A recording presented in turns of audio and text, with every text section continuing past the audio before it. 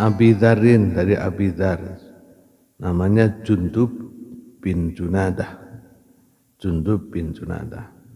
Wa Abi Abdurrahman, dan dari Abi Abdurrahman Mu'ad bin Jabal. Mu'ad bin Jabal radhiyallahu anhuma. Mudah-mudahan Allah Subhanahu wa taala meridhoi mereka semua. An Rasulullah SAW, dari Rasulullah SAW. Qala, bersabda Rasulullah SAW. Ittaqillah haitsu ma kunta. Bertakwalah kalian semua dimanapun kalian berada. Wattabi, dan ikutilah as-sayyi'ata, perbuatan-perbuatan jelek, al-hasanata, dengan perbuatan-perbuatan baik. Tamhuha, maka perbuatan jelek tersebut akan dihapus oleh perbuatan yang baik. Wa khaliqin nas, dan pergaulilah manusia bihulukin hasan, dengan akhlak yang baik. Rawahu Tirmidzi.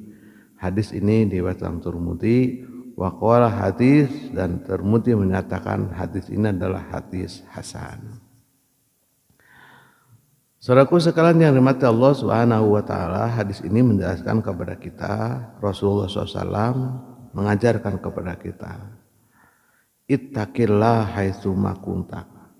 Bertakwalah kepada Allah Subhanahu wa taala dimanapun kita berada, wherever and whenever, kapanpun dan dimanapun.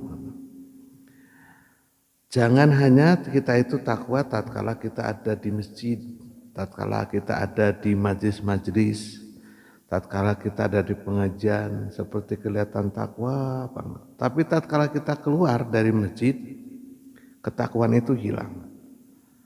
Ingat bahwa takwa itu terletak bukan pada tempat-tempat yang katakan secara fisik.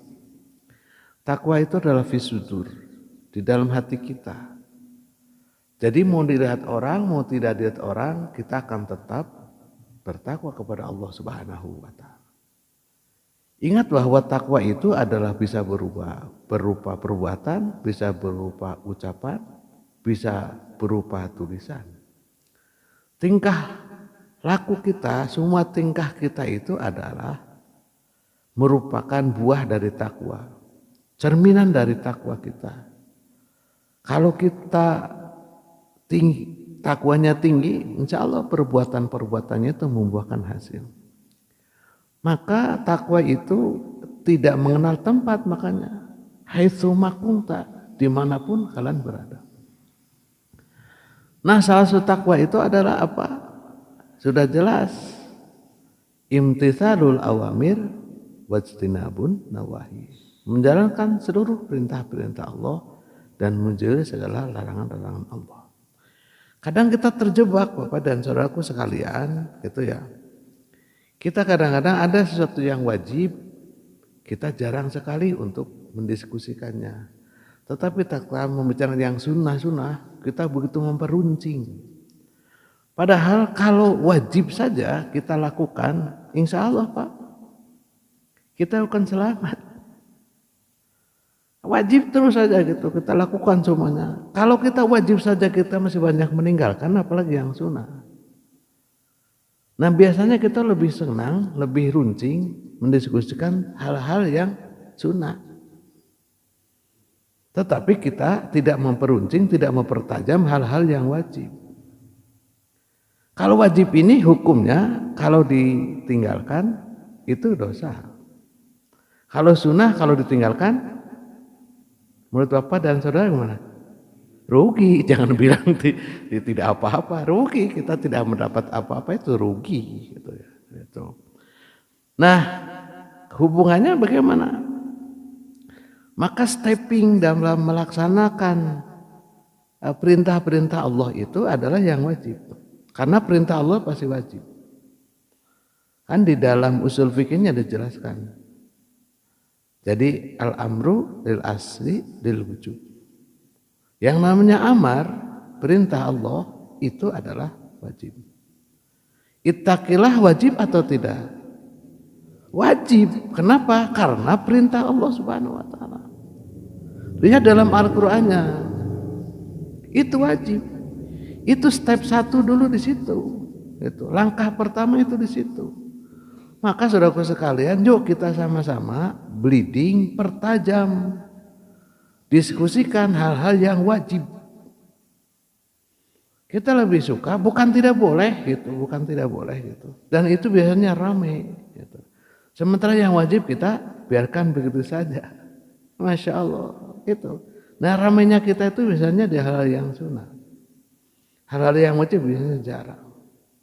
Padahal itu yang paling terpenting, saudaraku sekalian. Begitu juga dengan tatkala kita beribadah. Ibadah itu ada syarat dan rukun, ya. Syarat dan rukun itu wajib. Wajib itu syarat dan rukun. Maka kita pertajam juga diskusinya hal-hal yang bersifat syarat dan rukun. Nah, tatkala kita bicara salat juga sama, syarat dan rukun salat apa? Kita pelajari dulu sedalamnya. Sudahkah kita melaksanakan syarat dan rukun? Jangan bicara dulu langkah kedua.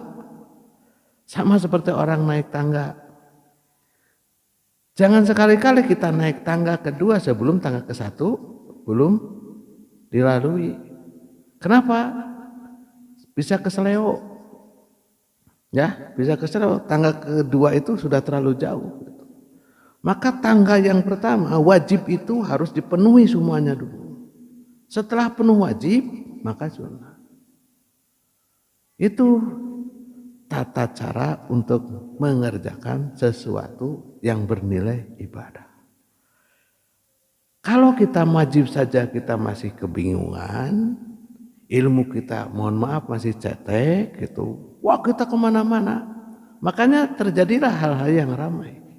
Dan semua yang diramakan itu biasanya tidak bersifat wajib. Karena dianggap wajib makan sudah tahu semua. Belum tentu Pak. Belum tentu. Saya tertarik kemarin itu. Ada beberapa contoh kecil itu. Kalau sholat kita mau bangun dari sujud. Kan ada yang begini gitu ya. Nah begini. Kalau saya begini, saya nggak sholatnya. Saya enggak sholatnya. Sah, karena itu bukan rukun sholat. Kalau saya tidak ruku baru tidak sah. Kalau saya tidak sujud berarti tidak sah. Saya lebih dalam lagi Pak.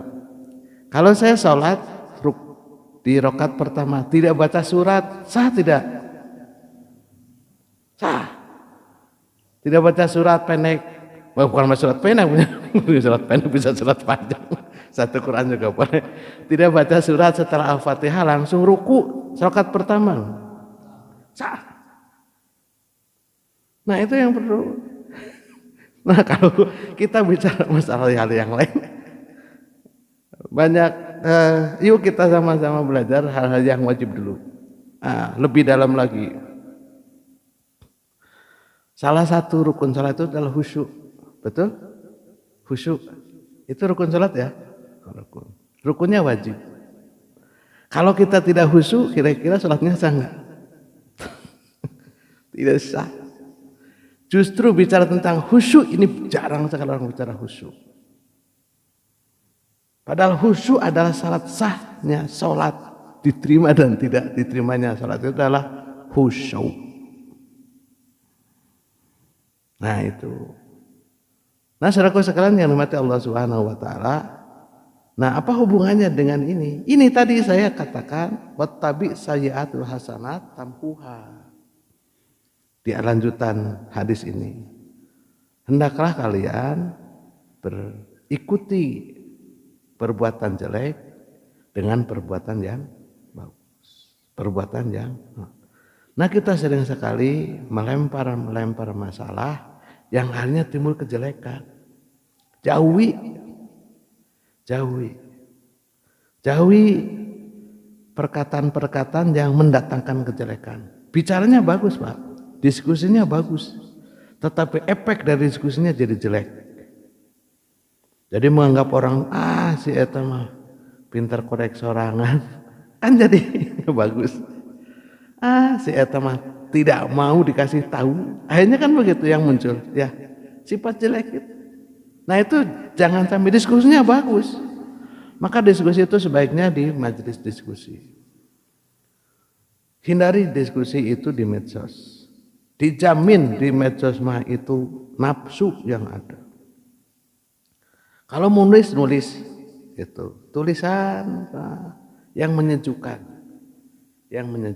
Nanti di sini ada yang menyejukkan pembaca, yang menyejukkan orang banyak.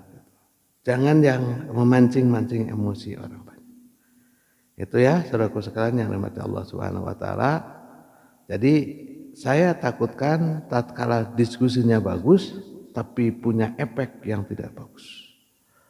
Maka saudaraku sekalian, lebih baik kita berbuat kebaikan, jangan sampai berbuat kejelekan. Lebih baik kita menghindari kejelekan-kejelekan dibanding kita itu umpamanya berbuat kejelekan terus cari-cari bagaimana cara menutup kejelekan. Tidak. Kalau bahasa kitanya mudah saja. Bahwa payung itu memang tidak bisa menghentikan hujan. Tidak bisa kan? Tetapi payung bisa menghindari kita kena air hujan. Semacam itu. Payung tidak bisa menghentikan hujan. Sebesar apapun payung yang kita gunakan tidak akan bisa menghentikan hujan turun. Tetapi dengan membawa payung kita terhindar dari air hujan. Minimum tidak basah kuyup. Itu adalah filosofinya bahwa sebisa mungkin kita jauhi perbuatan-perbuatan yang jelek. Sejauh mungkin. Walaupun kebaikan kita belum tentu bisa menutupi kejelekan.